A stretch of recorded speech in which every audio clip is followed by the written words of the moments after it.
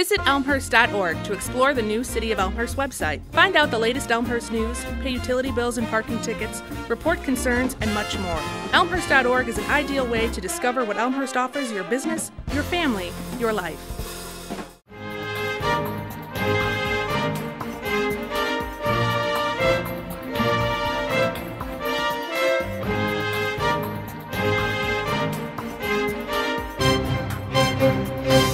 Welcome to Elmhurst Now, Elmhurst stories told on local TV.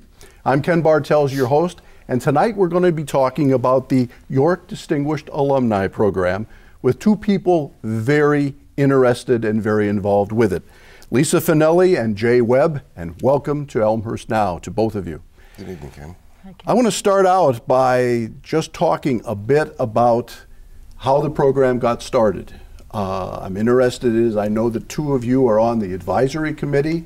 I know then there's also a committee, a separate committee that actually does the selections. But how did this whole idea come about?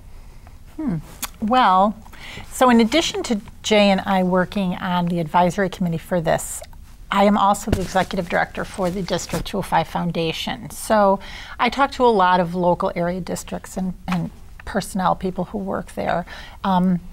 And basically, this is a program that a lot of other schools have in the area. So I always thought that it would be a great thing to start. York is such, a great school. It's been around for such a long time. So I was talking to Malia Smith, who is an administrator at the school district, and she too was involved with such a program when she was at Naperville prior to this position.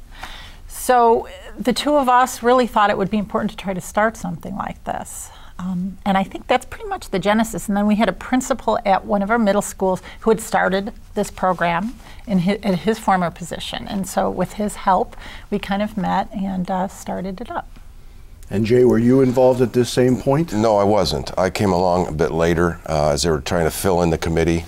And I'm a lifelong resident, York graduate. I put together a few years back, 5 actually, reunion for the 70s, all 10 years.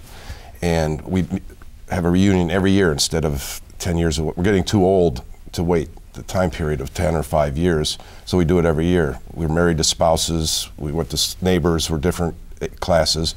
So I had a pretty good database of people, and we're involved in that area, so I brought that to the committee. Val Stewart, a former York administrator, right, is very involved with that same type of thing. She does the reunions at the schools in the fall. And that. I have to say, as a long-term Elmhurst citizen, but not a graduate of York, I was kind of surprised that such an idea hadn't been hatched long before now. I mean, it was just surprising to me when I started to read about it last year as it was coming together. As York graduates and as folks active and still involved in the community, how do you think York in general is perceived, or how has it been perceived? I mean, we went through the whole, tear down, rebuild, all of that, but as York graduates, how's York play out in the community, do you think? Well, I think it plays, opinions. Yeah, no, I think it plays out well. I know that, like you mentioned, Val has a great number of reunions that come through and want to see the high school, and did all through the before the school was torn down, and they had what was it called, the giant reunion. Right, the ultimate reunion. The ultimate reunion, and that's so. There's a lot of people out there that have quite a bit of pride in their high school, depending on wherever they live. It's. They come back here to see the high school. You also stop to see Portillo's and Roberto's Pizza. These are and the high school. It's like all right in the general area there. So I think it's perceived quite well. I know that living locally, a lot of people come back and we get to see them. They come back to visit, and it's nice that they still look up at the school and their friends that still live here. So. Now, Lisa, did the District 205 Foundation get behind the idea right away as well? They did. I mean, the foundation likes to reach out to as many people as possible to help fund our schools and to do additional enriching programs. And so this alumni pool, as you said, is such a big group of people. And it was surprising that this program had not, been started previously. And I think Vail Stewart, whom you mentioned, did make some attempts at doing it. But there's a lot of work that goes into it on so many different levels. And so it took several groups to come together to accomplish it. So between York High School, the foundation, and then the Community Relations and Alumni Relations Department of the district, we finally got enough people with a broad enough reach, I think, to be able to have it go. And I think York is very well respected. I think it always has been, not only in the community, but even beyond, I think. Okay, so the idea is agreed upon and enough people get behind it and it's got traction, and so it's going to happen. And 2013, which is now in the rearview mirror but not that far, becomes the first year for the Dukes of Distinction, if you will. What was the application process like? How did you go about getting the names? And we're going to talk about the first 8 inductees in just a few minutes, but how did you go about getting the word out about the new program, particularly when you're talking about such an extensive number of years to try and do justice to? Right. Well, we did a big PR push on several levels. We engaged the community in terms of newspapers. We did a window at the Elmhurst Public Library that talked about the program. We, sent out word to all our donors. There is an alumni database that they also sent word out about this program. So really, it was just sort of an all-out push. We had formulated an application, again, based on other ones that other schools use. We posted it online, and we just encouraged people to nominate people. And the reunion, the whole reunion program probably fed into that as well, I would Correct. think. We also had a kickoff at the homecoming weekend. A lot of different flyers and little notification cards were handed out at different sporting events and theater events and so forth throughout the fall, and then just driving people to the website to inform them. And that, so it was pretty extensive as far as, because of the different groups too. Sure. It wasn't easy, but it was extensive. Well, and I would think, Elmhurst being Elmhurst, that there has to be a very large contingent of York graduates not only in Elmhurst, but certainly in metropolitan Chicago or the western suburbs. And so you probably had a pretty strong core of folks who would get the message through what we could agree on might be normal channels. Websites, reunions, contact, just coming through town, let alone living in town, but coming through town and talking to classmates or coming back for a homecoming. Right. Exactly. But it still had to be a monstrous undertaking to attempt to cover all those classes, all those graduating classes. Right, because everybody keeps their, that's their own little thing. And so managing a database or developing one is something that now, as we continue every year, we'll be able to work on and keep up to date. But a lot of those reunion databases get used and then sit there for 10 years or 5 years. So we'll be on top of it a little better now. Right. And now, I'm sorry. No, and I was going to say that York is unusual in that it doesn't have an alumni association. A lot of high schools that have been around for such a long time, they do sort of have a central core alumni association. It seems like York, they have a lot of strong classes that have their own thing going on, and Jay's been great with the 70s, kind of organizing that whole 10-year span, but there isn't one sort of central location. So it was challenging to break into just all sort of the little pods of, alumni organizations that were out there. Well, and I know that's also, the contingent of York graduates, and then when you throw in the other 2 high schools in Elmhurst, there's incredible loyalty not only to the schools, but to, if you will, the home areas. Now, the first event, the induction event, was on the 7th of November, 2013, at the high school. And both of you were there, which I confirmed ahead of time. Not that that was any kind of a surprise. But what I'd like to ask the two of you is, I'm going to read the 8 inductees' names and just a little bit about them for our audience. And I'd like just to get both of your reactions about what you remember about each inductee. Just, anything that comes to mind.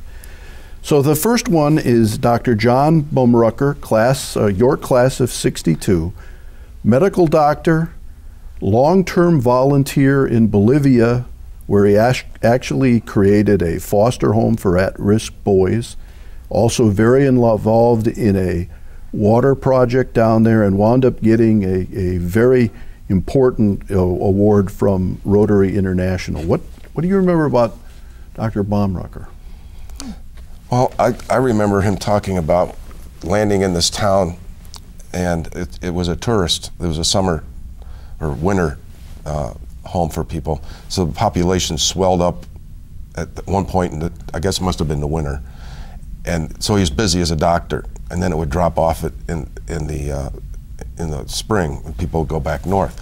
And that freed up his time to start doing some of this work. And it just kept growing and growing, and he kept spending more time down in Central America. Yeah, Bolivia. Yeah. He and I believe that he first, I believe he was the one that started the JCs. Is that true? Oh, he was a president, I think, there. I think he might have been almost an initial former of the GCs, but he brought a wonderful PowerPoint with him that evening. And I think right now he's really focused on this foster home that he built for boys in Bolivia. And the PowerPoint was fascinating. A lot of really great pictures, and you just got a real good sense of the place. And the project that they're doing, that they make pencils out of wood and lead and all these things, and then they sell them in order to earn some income. And so just that story was very touching, and the photos were very neat. Okay. Ron Guenther, class of 1963, a higher ed administrator, a professional fundraiser, and eventually the director of athletics at the University of Illinois. I actually know Ron personally, but what do you remember about Ron? He was very unassuming. I mean, a lot of times when you think of people who are magnificent fundraisers and really make a difference at such a place like U of I Champaign, I guess you have expectations. And he was just very down to earth, very unassuming, talked a lot about his athletic days at York and about Joe Newton, and he just really seemed happy to be there. It was nice. Yeah, he started out at North Central College, which is in Naperville, and so for a long time he was right close to home. But yeah. Same thing. The doors open, and he's just got a warm personality, and it just bubbles out. He actually spoke to the cross country team before they left on the bus for the state meet, and that. And I walked around with him with the tour that he got from different people, the students that were touring, and just nothing but questions to him, and enthused, just wanted to know about what they're doing and where they're going and all about the different things. Just very, very nice. And we should probably say, and perhaps you were going to bring this up, but not only were these folks celebrated that evening, but then on Friday, they got to spend time with the students at York. And I think that impact was really cool for the kids, because I actually got to talk to these people. They visited different classrooms, different organizations. Kids could ask questions. They had a lot of interactions. All of that interaction is wonderful. John Hagstrom, class of 1983 at York, musician, educator, currently in the trumpet section of the Chicago Symphony Orchestra. Just a wealth of wonderful opportunities within the music profession. What do you recall about John? I remember him referring back to the fact that he was having a trumpet designed, and that he credited his math at York, the classes he took at York, that he could stay in the conversation as they were discussing the design and the numbers involving the design of the trumpet, which... The music-math connection. Yeah, exactly. Right. And John in particular, I think, talked a lot about his teachers, even by name. Several of them were even there that evening. And he really, I think, got that message across about the impact that his teachers had for him. He also performed, and that was really special, too. Dr. Peter Holbrook, class of 1962, pediatrician, credited with developing one of the nation's first pediatric intensive care training programs, 37 years with the Children's National Medical Center. So a pretty impressive medical resume and a groundbreaker in many ways. Peter? He was. I know that he talked a lot about his medical career, but then he also went on to talk about some of the things that he was working on now.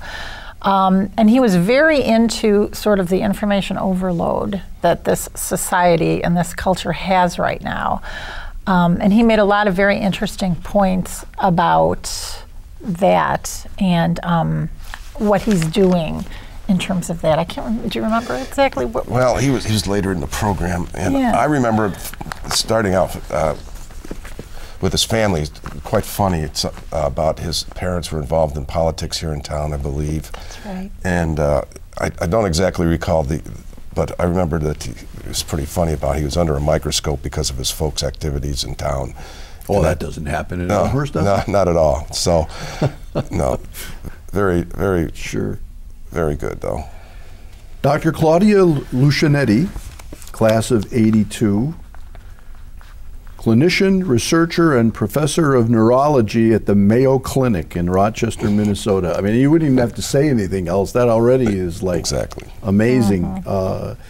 But you know, a clinician and a researcher, and the journals and the various things that are in her resume here are, you know, read like the thing you hear on the 6 o'clock news where they're citing some, you know, some expert, and she's probably been cited all sorts of times, and I never realized it.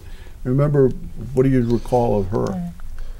I recall her talking about some of the activities that she did in high school. She was in the orchestra. She was also on the gymnastics team, and she talked about being very busy, but also how the disciplines of both of those programs and what she learned about organization and time management from those activities, you know, stayed with her throughout and helped her accomplish more in college and beyond. I would guess that throughout this entire thing, the what we all believe to be true, that is, give busy people a job. You know, the intensity and the multifaceted nature of all of these folks, and we've still got a few here to go. We're going to stick with this, but what kind of attendance did we have at the event, roughly, round numbers? About 100. Oh, we had a couple hundred, I believe, right? Yeah. You think it's like We had and it was in the New York orchestra. Commons, right? Right. And the orchestra that was there, or one of the York orchestra groups was there. Correct. I know Principal Diana Smith emceed the program. Correct. And we had tables of 10, and there were 19, 20 tables, right? Yeah, and they were all pretty full. So you're right. It was probably closer to a couple hundred. And they did it up. They did a great job in there. It's impressive space. Huh? It's impressive space. Oh, it is. But I mean, the lighting and the tables, it was very well done. They transformed. I was there early afternoon and came back, and it was just beautiful. Right. We had an event committee chaired by Desi Gaughan and Cricket Duncan. Cricket's not her real name, but that's the name she goes by. And they just did really a fabulous job with the decor. I mean, again, they transformed the place. And people who had been at other events there, I heard from several people who said, this was the nicest event that I have ever attended in this school and in this common. So it was really lovely. Well, we're going to take a short break, and we'll come back and we'll go through the rest of the inductees, and then, of course, we want to talk about a little bit about the future. It's 2014 now, and what's in the works for the second group of Dukes of Distinction. I'm Ken Bartels. This is Elmhurst Now. We're talking about the Dukes of Distinction, the York Distinguished Alumni Program, and we'll be right back.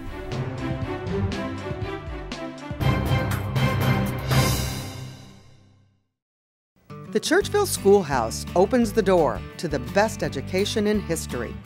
Visitors to the Churchville Schoolhouse take a step back in time to watch history unfold in a restored National Register of Historic Places property that dates to the Civil War era. Students of today walk in the footsteps of local farm children from the early days of DuPage County for an authentic living history experience led by a schoolmarm of the early 1900s. A visit to the Churchville Schoolhouse is hands-on, educational, and fun. Participants use slate chalkboards and McGuffey readers for the day's lessons. And children will be asked to follow proper classroom etiquette. Reading, writing, and arithmetic are practiced, and students test their skills during an old-fashioned spelling bee. And of course, no school day is complete without recess featuring games of the early 1900s. The schoolhouse is a popular place for scouts and day camps, too. Group visits can also be arranged for service clubs, tour groups, and other adult organizations. The Churchville Schoolhouse Living History Program is operated by the Elmhurst Historical Museum. Call the museum today to book a field trip or find out more information. Call 630-833-1457 or visit our website at churchvilleschoolhouse.org. The Churchville Schoolhouse is waiting to open the doors for your school or community group. Plan a memorable learning experience today for the best education in history.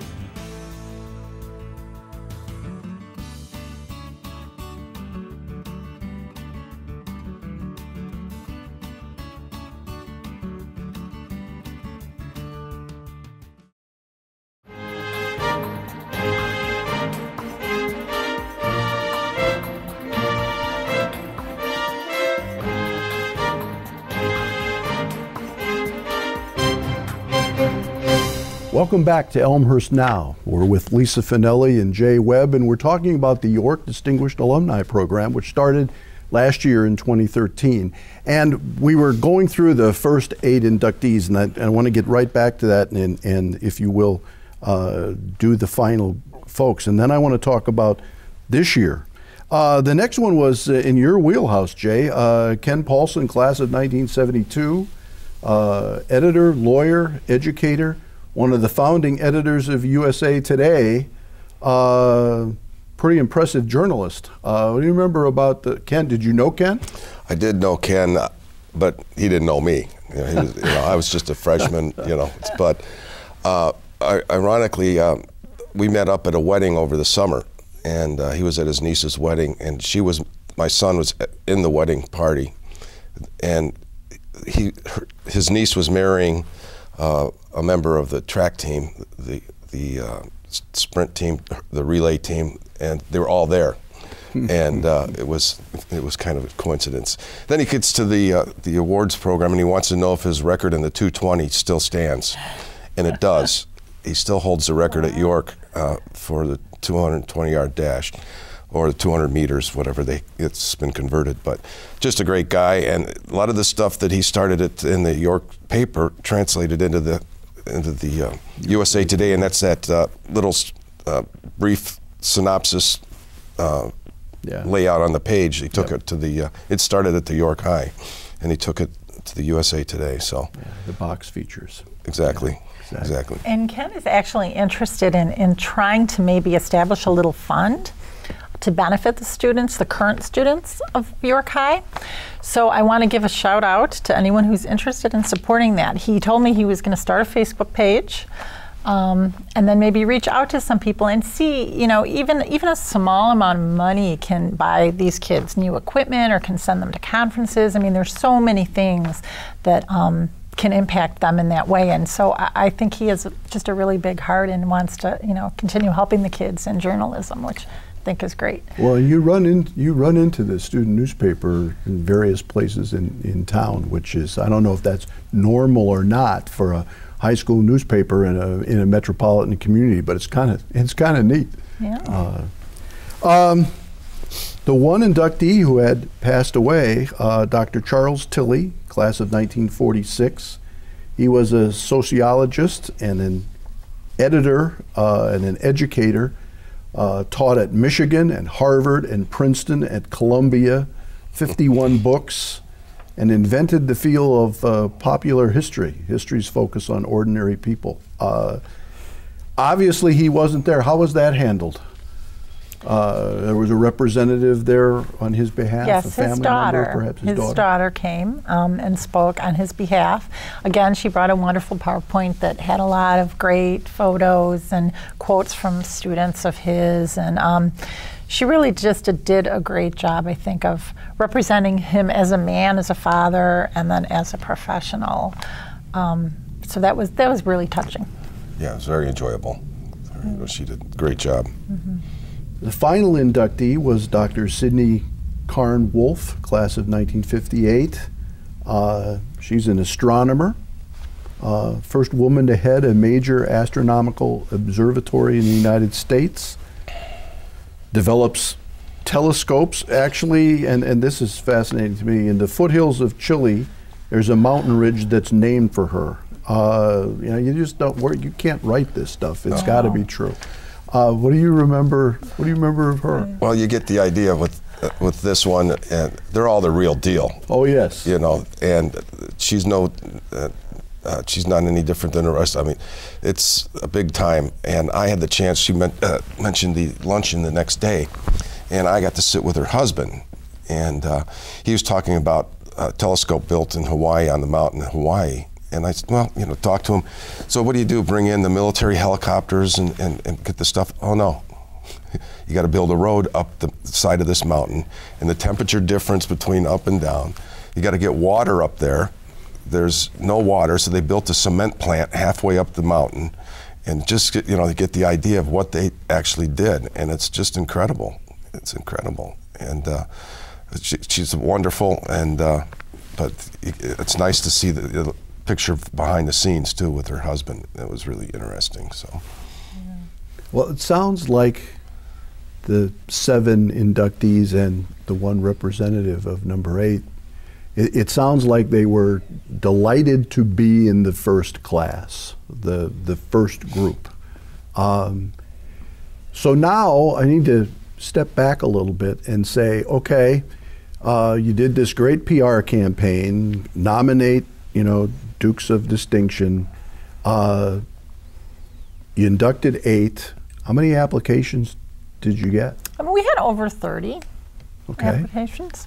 All right, new program, over 30. Mm-hmm. You picked 8. Let's just use the 30 number, whether that's exactly it or not. What happened to the other 22? Whether first of all, did they know they were nominated or not? Yes, they were all contacted and they were told that they were nominated. They were also, I'm sorry. They were also told that even if they were not going to be selected this year, that they would remain in the pool. Okay, so they for stay 3 in the years. pool for 3 years. Yes. Okay. We did change up the nomination application a little bit. We just felt like it was redundant in some places and it could use improvement. So we did change it a little bit. So we're encouraging those people who nominated, the people that did not receive the award last year, that are still in the pool. That are still in the pool. If they would like to resubmit the application, that would be greatly appreciated, you know, in the new format. But they don't have to. Those people will still be considered. So when is the deadline for the 2014 awards in November? Right. It is at the end of the month, March 31st. End of March. Yes. Okay. End of March. How does one nominate someone? Right. So they can go to the website. They can visit the district website, which is www.elmhurst205.org.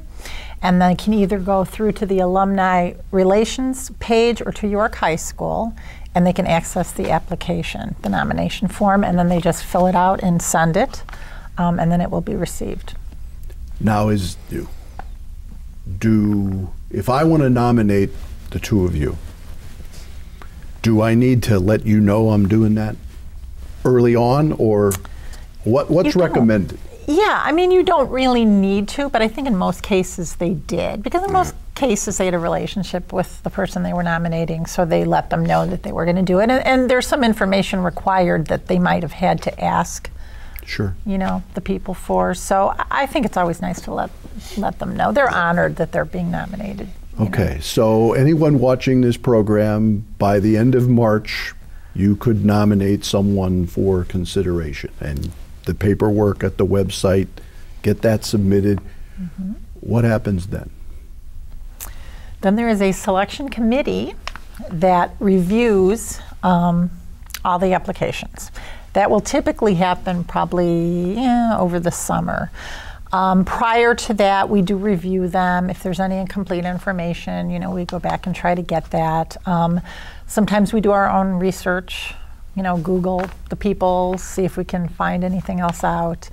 And then the selection committee has a ranking process that they use in order to kind of narrow down the applications. Then they meet a couple times and they revisit the ones that they've narrowed down, and then they rank those, and then they select a number of people from that they want. The cream comes to the top and forms the break. Now, we had 8 this year.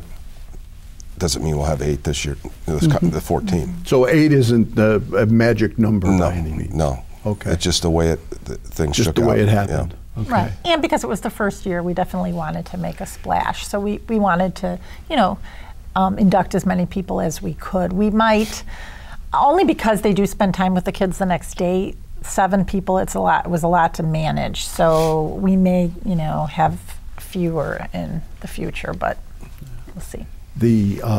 At the same time, though, just the process of being nominated, going through the nominations, selecting, it's a big job for everyone involved. Now, in the judging, I know there's an advisory committee, there's an event committee, there's a judging group, selection committee. So all of these things have to come together, and then, Jay, as you say, you know, if you will, the awardees find their way to the top. I think the interesting thing about this process is when you're talking about thousands of graduates, it's still really important that the word get out about the nomination process, because when you think about the quality of those 8 individuals that we just went through, and you compare that to the thousands of York graduates, then you say to yourself, oh, there's got to be all sorts of stories that were just tip of the iceberg thing, and probably always will be tip of the iceberg. How comfortable is the advisory committee that word is getting out? Now you've got a year to, you're a year into it. You're doing it for the second time. Right. So are you feeling good about this? I think so. We do little events, not necessarily. We've got one in March too on the 23rd.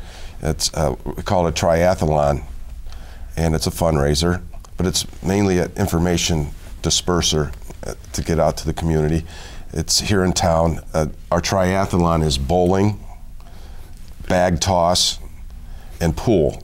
It's very athletic, you know. And very March. Right, exactly. And we have it here in town at Spare Keys. That's also up on the website. It's 24 teams of 4, and it's just another way of getting the word out. And it kind of tends to be toward the recent grads and some of the younger graduates that are in town here. Well, I remember talking with Dr. Pernod, superintendent, District 205, as you both know, but about the process when it was going through last year, and he told just about anyone who would listen about how excited he was about the quality of the nomination group, let alone the quality of the 8 that were inducted. So you're starting out with a pool. You know you're going to get probably more nominations because somebody's going to say, yeah, I should have done that last year, so this year, by golly, I'm going to do it. Right. You know, it's going to make the selection process even more challenging, I would expect. We hope so. We hope it. Go Yeah. ahead. I'm sorry. I was going to say, when you start something, sometimes the first year when it's brand new, it is hard to get the word out, you know. So we were thrilled that we had the number of people that wanted to get involved and the great applications that we had.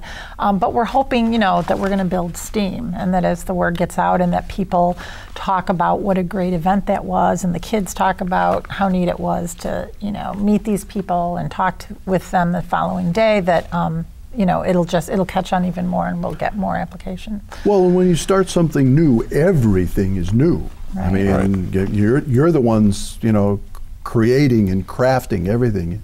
Even in the second year, there are some things that you're really satisfied with. You know, this is fine. We don't need to create it. It's already created. We just need to be able to use it. There's a lot more worrying in the first year too. Whether it's going to work, whether it's going to, you know. Yeah, is anybody going to care? Exactly. Right, exactly. So at least we've got that over the, you know, out of the way. And the other point too is that we really are operating this program on a shoestring. We are not using district money for this program for the most part. It's all sort of private fundraising that we're using to pull off the event and you know, to do everything. So the expenses, you know, it's a challenge. And so that's one of the reasons why we have some of these little events, not only to communicate about the program, but also to raise some money so that we can have it. Now, somewhere in preparing to talk to the two of you, somewhere I saw something about okay, you've got 8 inductees into your Dukes of Distinction. How does anybody know that? Is there a display? Is there a window? Is there a, you know, how would we know? So my point is, somewhere I read about the notion of maybe some kind of a structure or a display or something. Can you help me out here? Right, I haven't heard an update, but there's plans on one being in the foyer, the main entrance at the high school. It's where it belongs. Exactly, Right. And I saw sketches of a proposed one. Okay. Now, it's been kind of the dead of winter, so I don't know exactly how it's progressed. I don't know if you had anything, but I know it'll be in the works. And people like this, you know, and that their genesis is from here, I think it's neat. So I think it has a good impact for the community. Well, and I think the community's obvious pride in education, you know, the investment in education that Elmhurst has always been known for. Right. This is one of the ways it plays itself out. I mean, this is one of the ways that you see if you will, the tangible rewards of that property tax bill. And it becomes, you know, it's worth it, I guess, this is one of the ways that you can document how important it winds up being. And then not just York, but we're talking about York tonight, education here in town in general. I think part of it is too is that second day with the kids. There's this year there'll be another second day with another group of kids, and you know, and so forth. And as that builds, you could see it in the kids during that. Well, and the kids that didn't graduate are going to see another group. Going to see another group. There'll be some anticipation. It won't be new for them either. Right. Exactly. So that should be fascinating. And for them to understand that these people actually walk the halls of this school and we're in the same spot that many of them are, and to see what they have gone on to become, I think is so inspirational for them. And it makes it real. You know, you can read about it in a paper or whatever, but when you see that person standing in front of you, it makes it real and achievable. And so I think it's a big motivator for these kids. So as we close our time together, we've got about a minute. I think it probably would be valuable if you want to nominate someone for the 2014 Dukes of Distinction York Distinguished Alumni Program. You need to do it by the March 31st. Correct. And you do it by going online to make the nomination at the website. If you want to redo the website. I think you can print it out and do it by, you can, you can submit it. You can do that as well, Okay. if you'd like. Yeah. All right. So it's really the school district website, which is, elmhurst205.org, and you can navigate to where you need to go. The other thing I'd like to say too is if anyone in the community is interested in getting involved with this program, we can always use volunteers to work on all the various aspects, whether it be a selection committee or the event or even in an advisory capacity. We welcome that. So I also have a phone number of the Alumni Relations Department. It is 941-4719. So if anyone is interested, a lovely woman named Debbie will answer the phone and you can talk to her. 630 area code? 630. Terrific. Yeah. Well, I just want to thank you both, not only for being here tonight, but for all the hours that you're obviously investing, not only in this program this year, but all the hours that went into last year. And I am quite sure that the inductees of the 2014 class will be equally impressive to the first folks that we talked about earlier. Thanks for joining me. So Thank thanks you, for Ken. having us. Appreciate it. You've been watching Elmhurst Now, and we've been with Lisa Fanelli and Jay Webb talking about the Dukes of Distinction at York High School. Go Dukes, and we'll see you next time.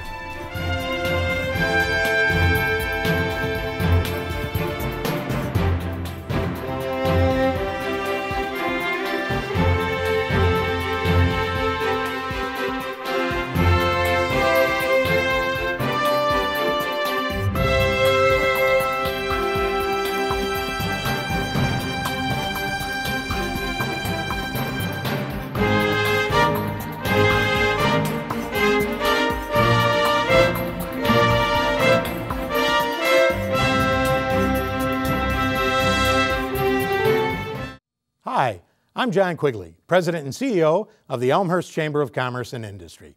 In these challenging economic times, it's imperative that our residents and businesses band together to not only shop Elmhurst, but buy Elmhurst whenever possible.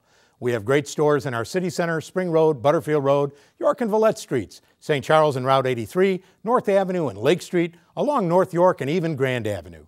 I ask for your help. Let's keep our tax dollars in Elmhurst.